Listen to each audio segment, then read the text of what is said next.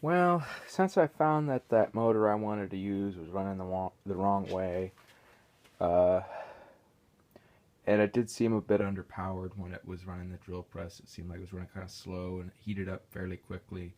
I've decided to just ditch the idea of using that older motor. I'll save it for something else because it is a nice motor and it is in good shape.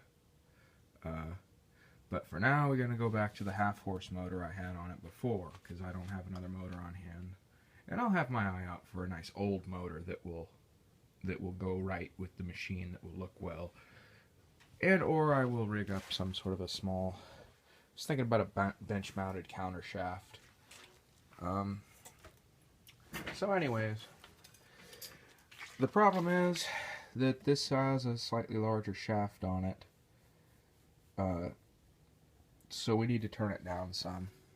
And as you can see also, it's kind of buggered up, you know, and yeah, so we're gonna go ahead and machine this back straight. Thankfully, it was already center drilled, so we have it mounted now between centers with the faceplate. I have a little wood wedge in there to keep everything tight, and I just tap that in with my little machinist mallet. And we have a live center on the back, of course. You might notice I use these round nose tools a lot. That's because they're a great all-around tool, you know. You can go left hand with them, you can go right hand with them, you can face with them, and you can even part with them. I've had good luck on the Atlas parting with this particular tool. It's a nice long one. I wish I could get more of these. I will keep my eye out when I'm at swap meets and stuff if I can find some of these. But this right now I've only got one or two of these nice long pieces of high-speed steel. But anyways, yeah, these round nose tools work great for just all-around general work. And the nice thing, you know, is because I've got the old lantern-style tool post. You know, the less you have to change your tool out, the better. So, anyhow, we're going to get this fired up and we're going to go ahead and machine this shaft down so that it fits the parts that we've made. Alright, see you in the next clip. Here we are making our finishing pass. Not the greatest finish in the world, but I'm not totally unhappy with it. And if you'll notice, I've taken the opportunity to actually lengthen the shaft because there was a little extra room to do that, so I chose to go that route. Alright. Okay, so here's what we're going to do. We've got our half-horse motor back, and I've machined our shaft down. Instead of using this piece of shafting that I've machined to go on here, because this, now I don't want to really change the, I really don't want to change the motor mount, so I got this nice piece of DOM tubing here that will serve just fine as our shaft. It's the correct size, you know. DOM is seamless, and actually it's such a good fit on here that's actually, I just slid it on there and it's kind of a little bit stuck. I'm gonna have to tap it off. Okay, so, and of course we got our wood pulley still that will go.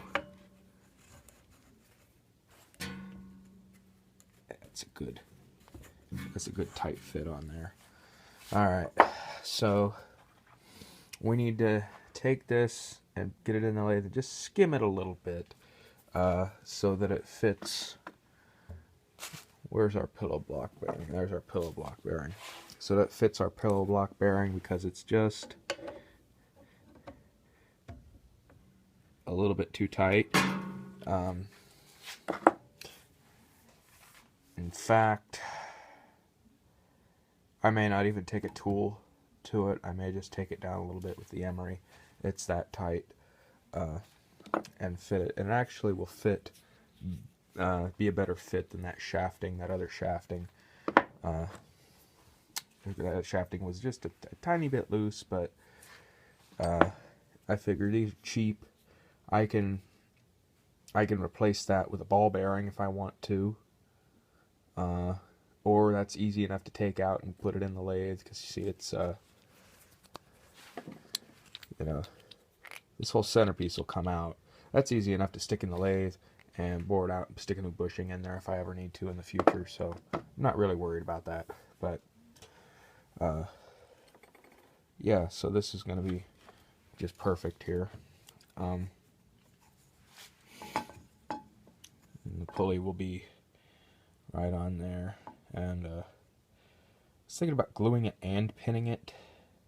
I don't know, that might be a bit overkill. No, I'm just going to pin it, because I may want to take this wood pulley off at a later date and actually use make a metal pulley. In fact, I probably will do that, but I did make this pulley very nicely and use the mahogany, because in the shop a temporary fix tends to become a permanent one very quickly. So try to do it as right as I can, but I would like to get this drill press going so I can use it, because the little other Duracraft that I use, it's not mine, it's my stepdad's, but it sucks. I don't like it. I want a good drill press again. Alright. So, I get to work on this, and hopefully next time you see it, we can do a little test run. Alright. I see that DOM only after a couple of seconds of polishing fits our bearing absolutely perfectly. No play. So, yeah, this didn't require any machining other than cutting off and facing the ends.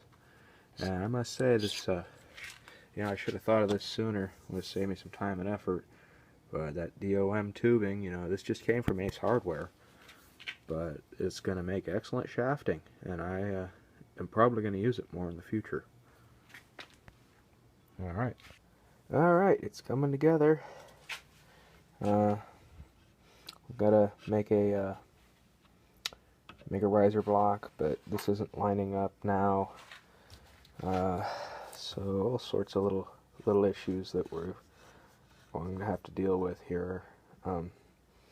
Gonna have to take all this off of this board and remount it, and move the drill press forward by about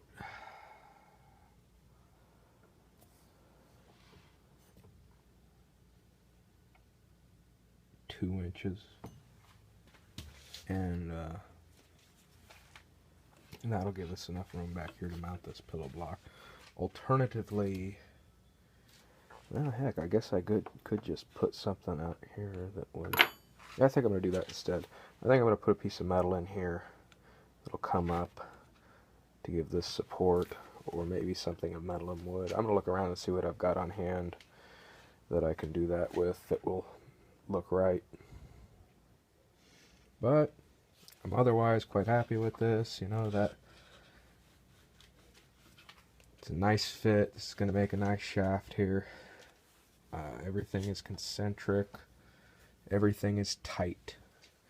Even that. You see how tight that is on there, that wood pulley. And that is just an absolute perfect fit there. And of course, you know, I just slid this on as far as it would go, and pushing it with hand pressure, and then put the set screw in. So this is really a light press fit as well. So that should give us a good solid construction that's going to be pretty much vibration free. Although this bearing in the motor is going out. When I got in here, this is a cheap motor. This is a cheap Taiwan, you know, El Cheapo. And the bearing in here is just, I think they use really low quality bearings. This bearing is crap. It's shot. The back bearing is still good, but the bearings in here were not sealed. I fully expected in a motor that of this vintage, you know, this is not a super old motor, you know, it's probably maybe 1980s or so. I really did expect to see some sealed bearings in here. So I was getting a little bit of funny noise, and I think I might have got a chip in this bearing also, but it was hissing a little bit, so I'm going to replace that pretty soon. Or screw it, just run it until it stops making the noise. You know, it actually runs pretty smooth, but then it'll get a little and then it'll go away. So we'll see. I did shoot some new oil in there, but I didn't want to spend a lot of time and try pressing those bearings off. And you know, when they're cheap, crappy bearings, I can go get a set for $4 a piece at the hardware store. It'll be much better. Alright, well, I think I'm going to bolt this down and hook this up. I gotta get this pinned on here, and without this bearing, and just give it a little test run and see how everything is moving along. And I still need to make a new belt up for this run. I've got some belting and everything. This one is just going to be too noisy, and you get a huge loss of traction anytime that this lace goes over that pulley, because it's a relatively small pulley. But we'll see that in the next clip. You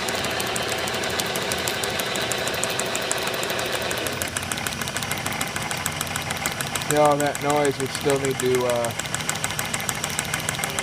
need to replace our belt with one that's I'm gonna cut hand lace belt on here. And you see the belt wants to fall over this way. That's because the shaft is misaligned, and that's why we need that pillow block bearing on the end here. I haven't got that installed.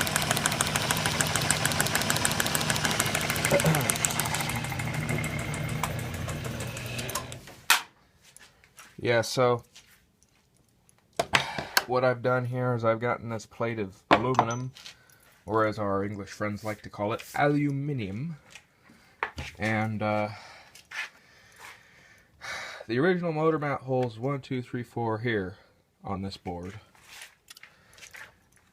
There's 2 screws, quarter 20 screws coming up from the underside over here holding the motor mount, because we've moved it back now. And they're countersunk into the bottom of this plate. So they're not holding the motor down, but they're holding the motor to the plate. These 2 screws go all the way through and are slotted, and then these 2 screws go all the way through and are slotted. And the idea behind this is the motor will always stay aligned properly with our pillow block bearing, so that when we go to adjust this and get our shafts aligned and everything properly, that it's going to work out fine, and we don't have to mess around as much. Now, once I get this working properly and get this all figured out, I'm debating. I want to eventually mount this motor under the bench, so that it's out of sight, and just have it come up through a hole in the bench. But I'm at that point now. I really want to get the press running again, so that I can drill some holes with it. And so it's going to stay like this for a little while. You know, of course, I'm going to get this pillow block bearing on here, and anyways, yeah, I'll keep you updated in the next videos as to how things are going. Still more to do, but you see, you know, she turns. I could drill a hole with it, actually, right now, if I wanted to. So, alright, thanks for watching. You know, if you like these videos, like them, have something to say, leave a comment, and if you want to see more, please subscribe. Got a lot more projects that we're going to be doing, and I'm also, you know, I'm kind of new to making these YouTube videos. I just recently decided to start doing it, and so I'm still learning how to do it, and I'm still trying to get better, so give me some pointers, you know, playing around a little more, trying to do a little editing. Anyhow, I hope you've enjoyed, and have a wonderful day.